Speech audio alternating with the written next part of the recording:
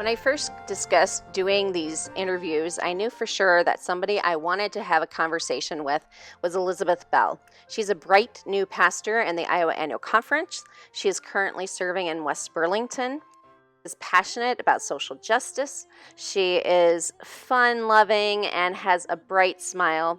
She is beautiful inside and out. We're going to talk about her journey and how she came into the ministry and the difficult process that she has had coming from seminary into ordination. In the second half of our interview, we're going to talk about the lasting legacy of childhood molestation and how that has impacted her image of God and her understanding of forgiveness. It's a wonderful interview, and I will start by letting Elizabeth tell you about who she is. I'm a mother to two children. They both survived high school, and my daughter was also stunted in her ability to have a graduation from college this year. And she'll graduate with a degree in art, and she's a printmaker, and oil is her medium as well. Incredibly gifted, very insightful. I still consider her my spiritual connection in many ways. And my son is my rooted in the ground kind of guy, loves nature, loves the earth, loves to fish. And his goal is a diesel mechanic position and maybe even locomotive diesel mechanic. So very, very different journeys they have. And it's been fun watching both of them. I'm also a co-parenting partner with my ex-husband. We got divorced about 2 years ago now. And although it was filled with a lot of pain, we also celebrate the fact that we've raised two children together and have brought them through at times when we thought that we wouldn't. And so I really value that relationship for the future. Even, we will always be parents together. I'm also a daughter. My dad passed away over 10 years ago. Well, not quite. I think 2005. So it's been almost 15 years. And my mom continues to thrive. She remarried, and I think she's in this sweetness of the part of her life. And I think she's come into herself in many ways. I'm a friend. I'm a guide. I'm an artist. I'm definitely an artist. I'm a racquetball player, and so and I'm a dog mom.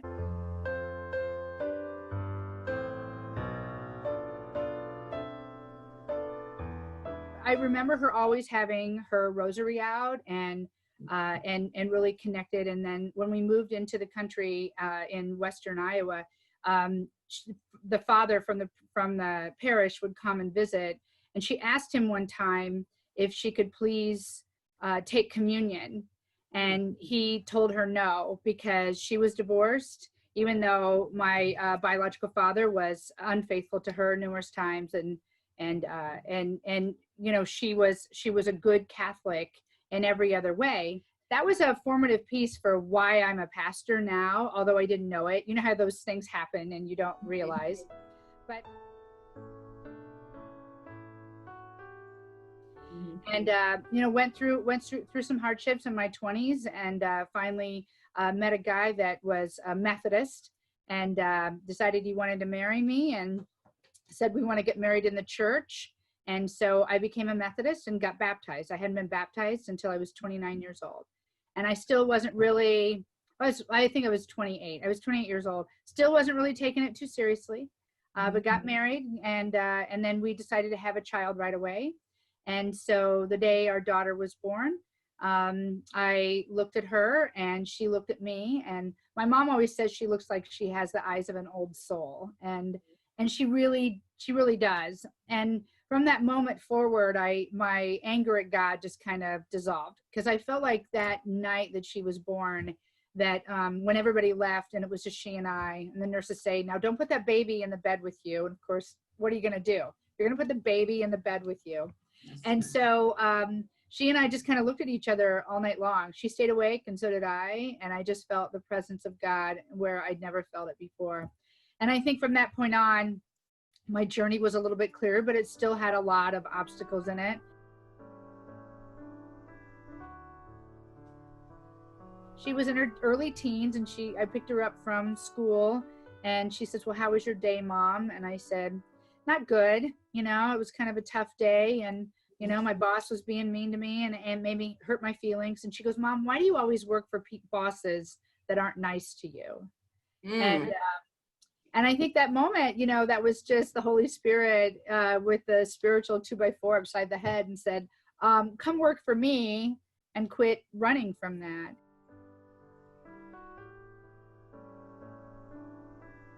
And so, a lot of other things played into that, but that was in August of 2013.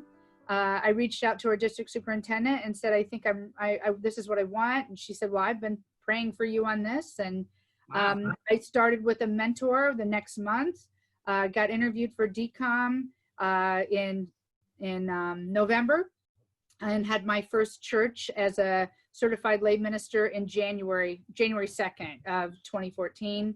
Went to licensing school, more people praying for me, got licensed. And then that next fall, I was in seminary and spent the next 3 years traveling back and forth to seminary and serving the church simultaneously and raising our children. And so here's my path. I was in my final year of seminary. I applied for for commissioning. And so I did all the paperwork, got it all turned in, was dealing with a lot personally, and I didn't put my best work forward. I just kind of slapped it all together because I didn't understand that I was to write from an academic point of view. They commissioned me, but I had to rewrite all of that paperwork. And so that when I did my continuance interview in the first year after commissioning, I went before them with, as if it was my first time, with all the paperwork done from an academic point of view. Right. So then you do that. So you're 2 years in provisional, which is basically probationary. You meet with a group. So it's called Residence in Ministry, where you meet with other people who are either licensed local, working on their process, commissioned people. Those are the people that are in there with you. And they're usually people who are serving full time. And you also meet with a mentor, and you meet with a mentor at least 6 times, and through a lot of mentors. Did you? Yeah, I did. A lot of people stick with the same mentor throughout, but no, I had all kinds of mentors. And I think I had all kinds of mentors too, now that you say that. Yeah. Nothing wrong with that, because actually you get a lot from every person.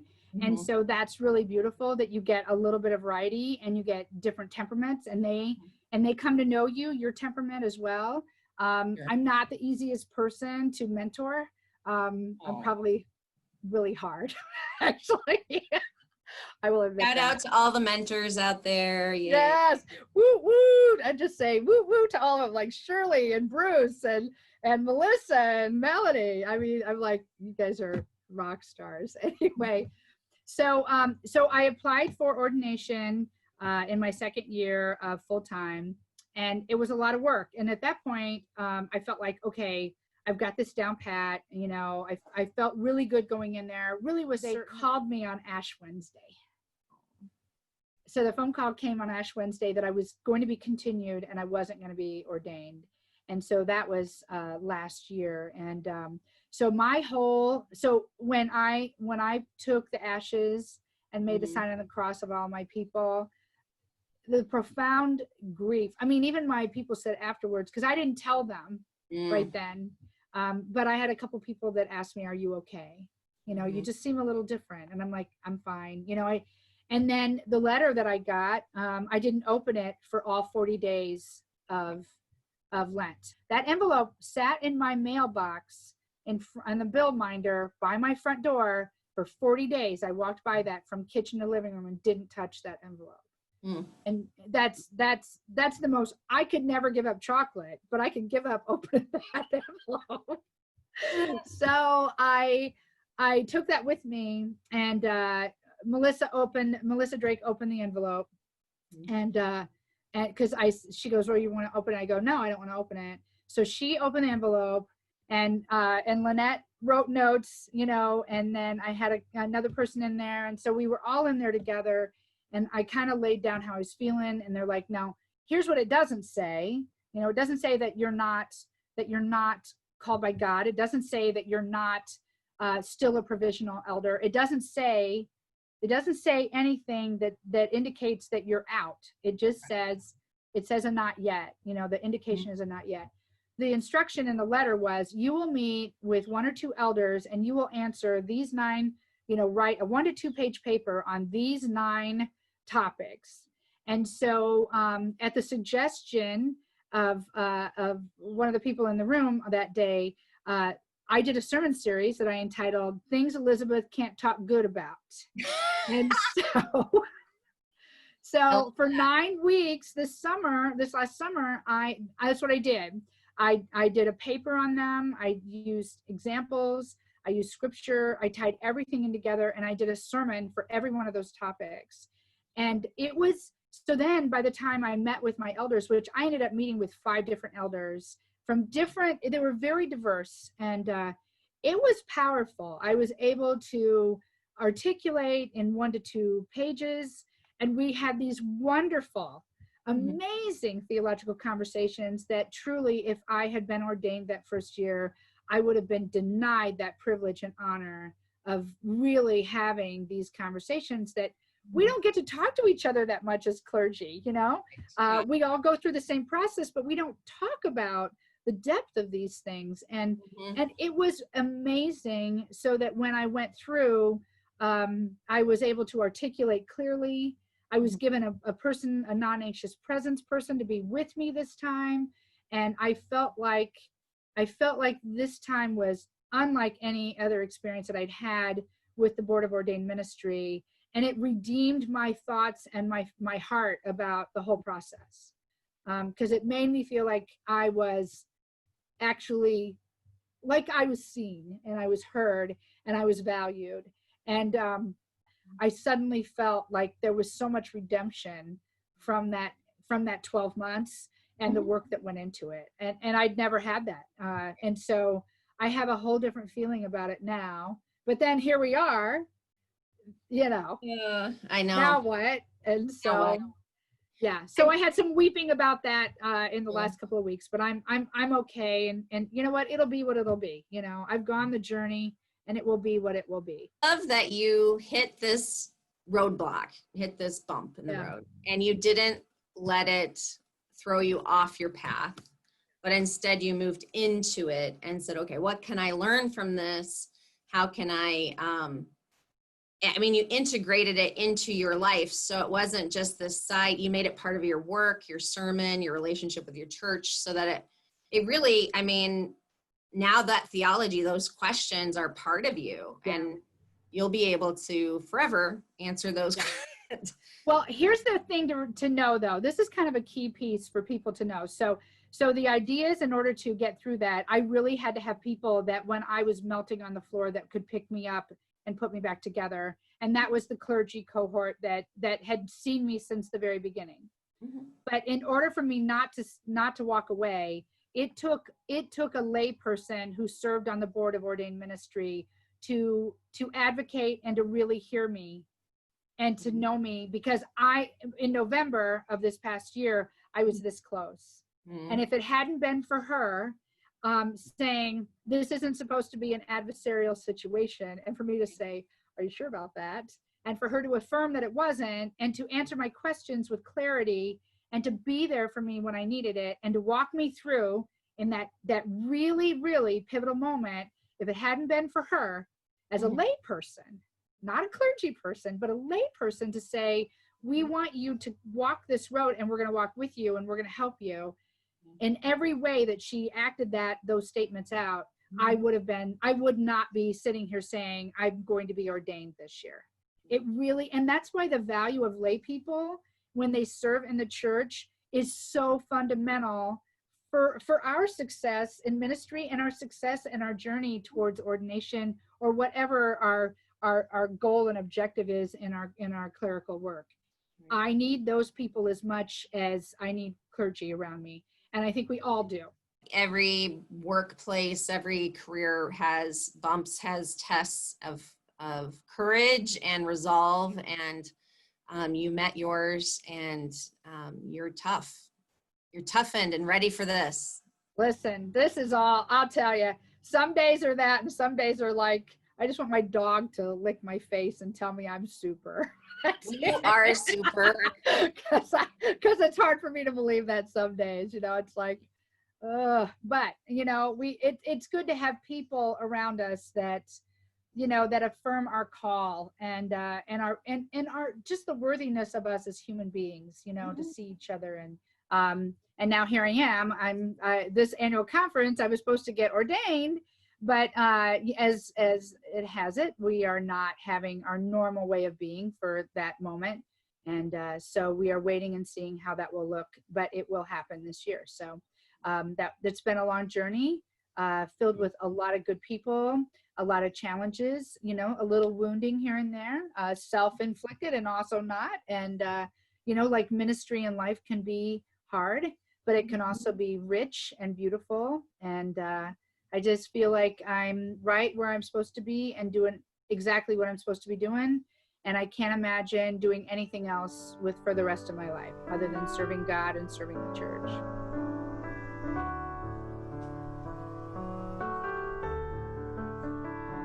I was molested when I was a child and had a real different understanding of God and the world.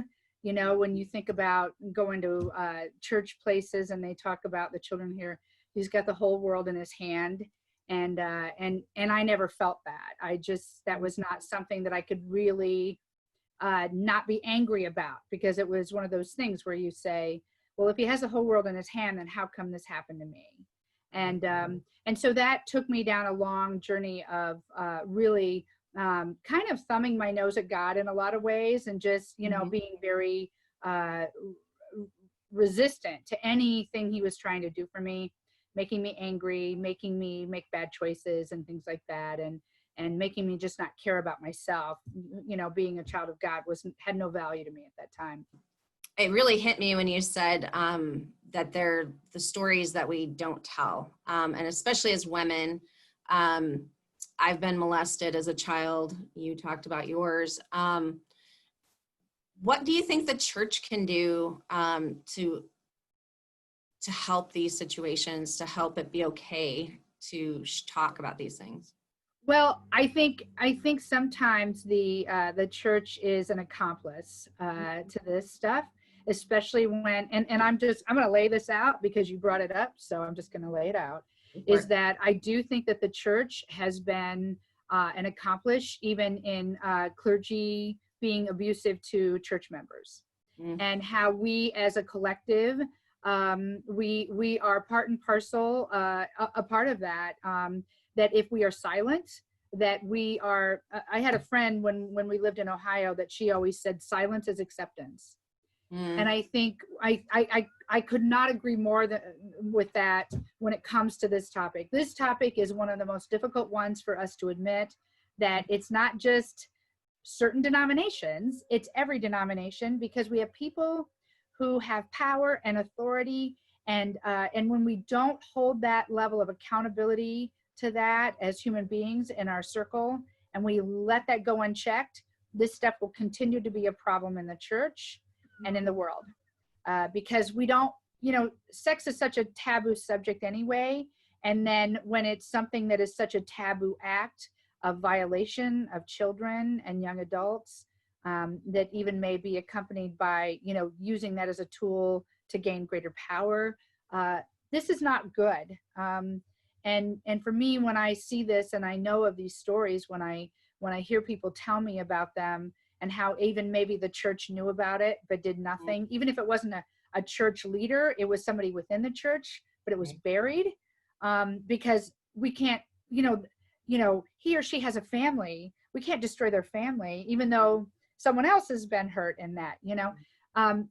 The confusion to me is that, why would we want to hide all of this when all it does is it increases the power of destruction? When we are not honest and forthright with the brokenness of who the world is, and that sometimes people do really horrible things, and if we don't hold them accountable, then we become accomplices to that behavior. As members of clergy, we have to really engage and partner with our laity to hold even the Episcopal offices accountable to the fact don't just say that this is bad. Demonstrate how bad it is by unveiling it and removing the scandalous nature against the victim. God is a forgiving and wonderful God, but God weeps when we do not behave in a way that demonstrates good stewardship and care over the most vulnerable of his creation. And it completely affected how I raised my children, believing that I could always keep them safe. And I did, but that doesn't mean that the world won't bring harm to them at some point. And there's so much that's written about it, but there's also so much that's unspoken. And that wounds my heart more than anything, because I can't think that God's happy about that, you know.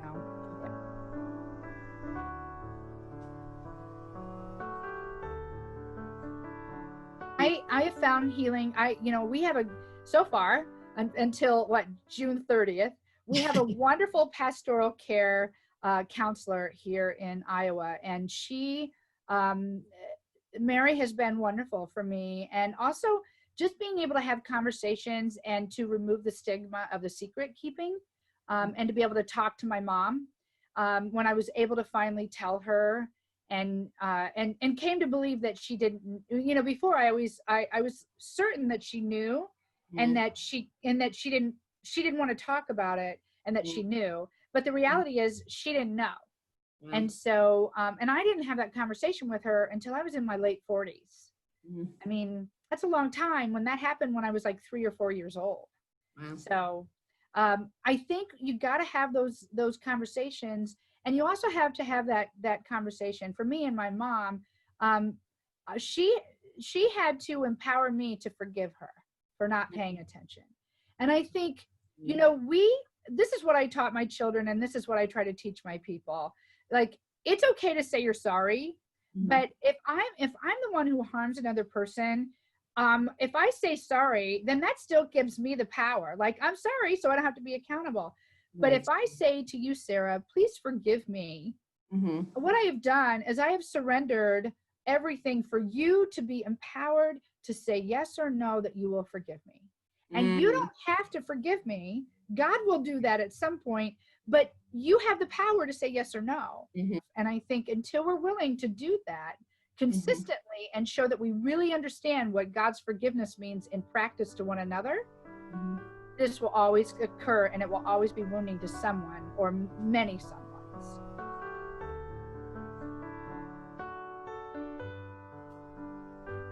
Elizabeth the adult can hold that sacredness of Elizabeth the child, who is the victim and the vulnerable one.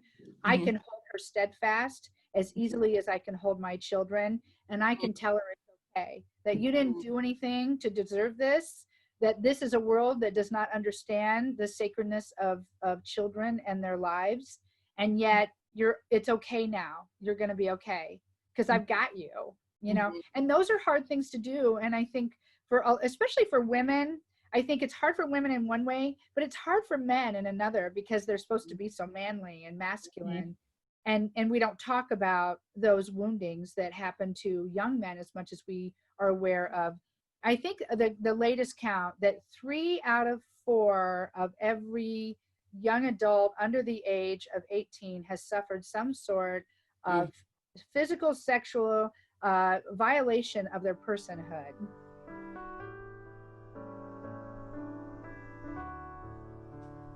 I mean, your upbringing will actually help you to closet your shame and your secret. But if you can break free of that in your daily living, and you have a safe place. So for me, my safe place is, I have friends who know me and have known me for so long. And I've also had friends that I've come to trust, that I can be honest and raw about who I am, and they don't judge me. And that has become something that they know in return. I'm not going to judge them. If you can develop a cohort, even if it's small, like 1 or 2 people on your inner circle that you can talk to about those things, it's so liberating. And then you can let your church see who you really are. But you have to have that outside of the church too. We can't rely on the church to be our friends. We've got to have a safe place outside of the church. And I think that's fundamental for good health and for good ministry.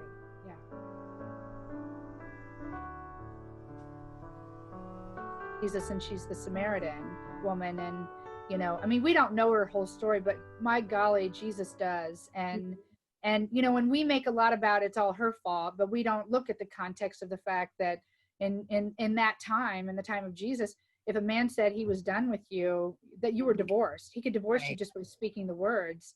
And yet he knows exactly what that means because, you know, he studied the law and he studied everything, but we interpret it modern day that she was some sort of bad person and that it was all her fault. And that's not true. And so I really relate to that. Like all of a sudden her story is known in a way that does not make her have to carry shame, that he just knows her and he uses her as a conduit for his love and his gift to the world. And so, I mean, how could you not love the fact that she left that jar at the well and ran back without the water, without the jar, and ran back just with the full understanding that she was seen by God in that moment. And then she's not afraid anymore. And I think when we stop harboring this idea of our shame and our secretiveness of it, when we let that go, we set that jar down just like she does, and we are free to be able to look at people and say, I know your story. I see you because you see me too. Right. That's powerful. It's hard though. You know, it takes a lot of work to get there. Lots of therapy and lots of therapy. Yeah, lots of therapy, lots of falling down on your face and then getting back up, dusting off and moving on. And there you go. But it's what you got to do. Yes.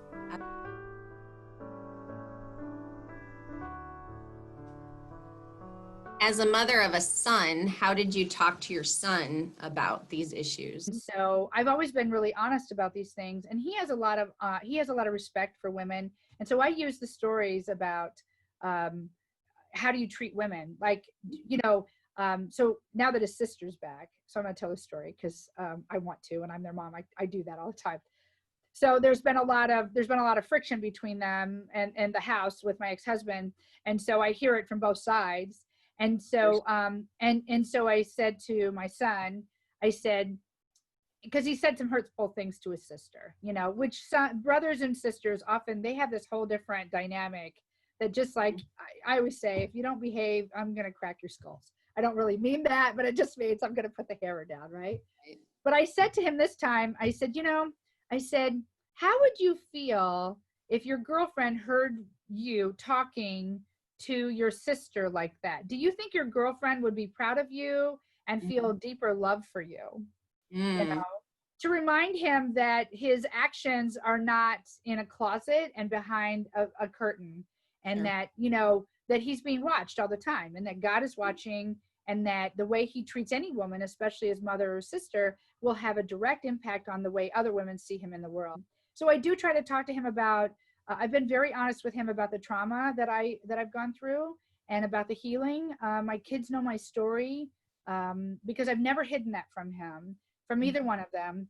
And when he went through his difficulty in back 3 years ago, and we were dealing with some pretty major things, one day when we had this conversation as we were dealing with his issues, I said, well, why do you tell me all these things? He goes, because I know you come from a family that's seen a lot of things. And so it just affirmed the reality of being honest about who I am and what part of me has made me broken and made me feel God more, has actually been a good conduit to make my kids, I don't know, it's like I have credibility with them in my brokenness, because they recognize that they can talk to me, because there aren't a lot of things that I haven't seen or heard, witnessed or done. And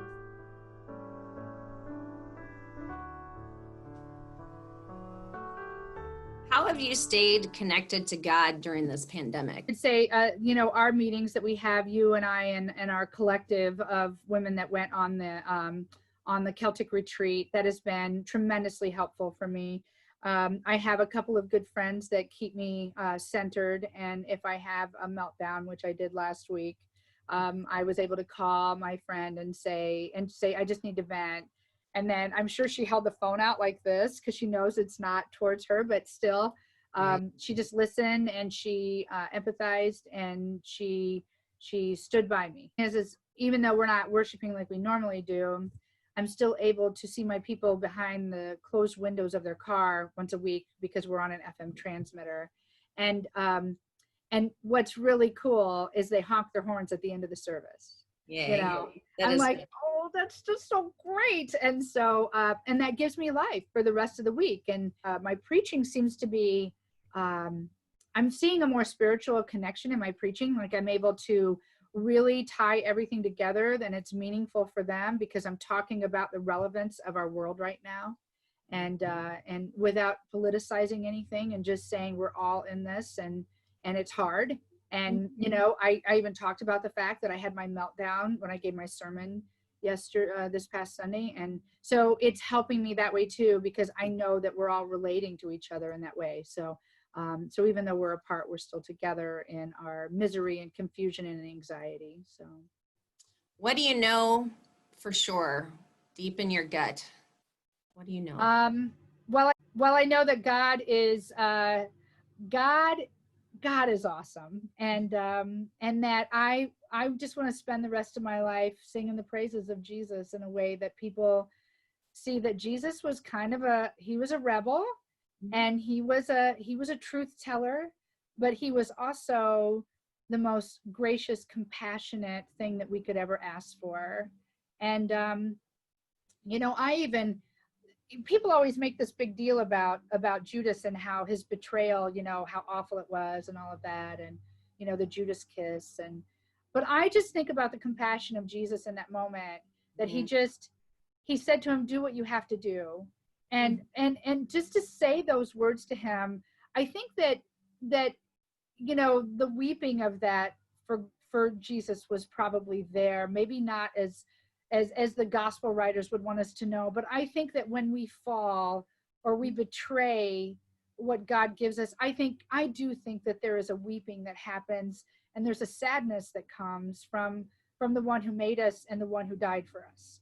And I think about that when I think about, you know, since we just came out of Lent, how hard that is. You know, that's just hard. So I don't know. I just that's what I really know, is that you know, the perpetual compassion and love of God will remain long after we are dust. And isn't that wonderful?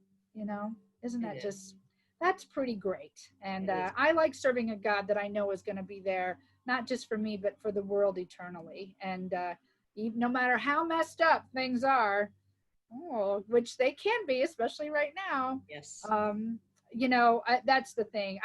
When I watch TV and I see the news come on and I see any political figure, you know, any political figure, I just sit there and think that God's sitting on the couch with me, having a little popcorn, watching that nasty show and saying, oh, you people. It's just like, oh, I think God rolls his eyes a lot, don't you? I think she does. Yeah, I think so. Yeah, I'm just like, okay, let's just be couchmates and watch this nonsense. So then I turn the TV off and say, there's got to be something else better to do than that. Yeah, so that's all. That's what I know for sure. And that we are all loved by God, even when we turn our back. That God, you know, that table, there's always room at the table. There's always conversation, and God wants that more than anything else, is just to be connected with us. So those are pretty solid things. Amen. Thank you so much for this time. It's been delightful. Yes. Thank you for inviting me. And I hope that this goes well for everyone who does this, because it's pretty awesome to be able to talk with you, Sarah, and spend time with you. Well, this is a great idea. Of course. And I got to look at your art behind you, which is lovely. Thank you. Well, this is my mother-in-law made my quilt. So beautiful. So beautiful. I've been trying to get it in the background. So it's great. That's a good choice. Don't put any fake backgrounds in there, because this is the best one you could have. So thank you. All right. Well, you have a wonderful day. Bye.